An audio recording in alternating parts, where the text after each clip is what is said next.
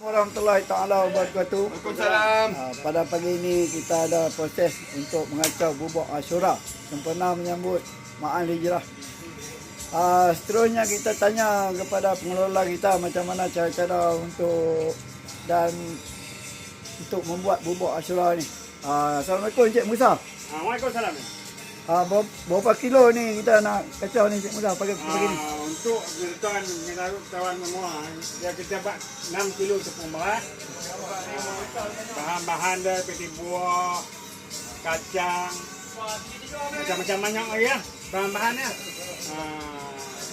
Santan dia 9 kilo. Gula putih, gula merah 6 kilo.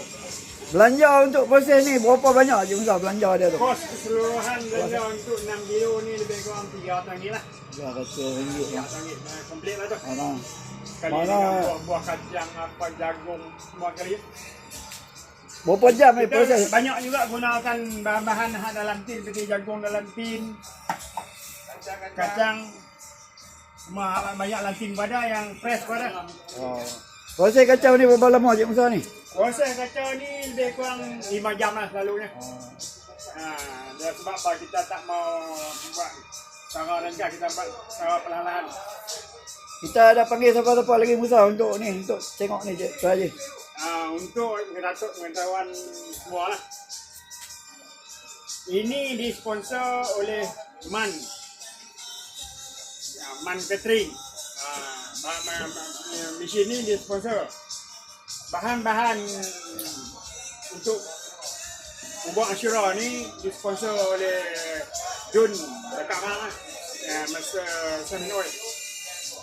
Lepas proses kerja dah masak apa semua ni, kita agih-agihkan untuk mana-mana. Ya, kita akan bagi pada pekerja-pekerja yang kita agihkan pada jiran-jiran dan juga pusat-pusat Jun lah.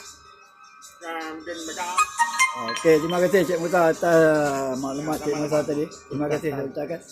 Okey, Cik Musa ucapkan selamat tahun baru Ma'al Hijrah. Saya mengucapkan selamat hijrah daripada semua sekalian dan selamat menyambut hari merdeka akan datang. Terima kasih.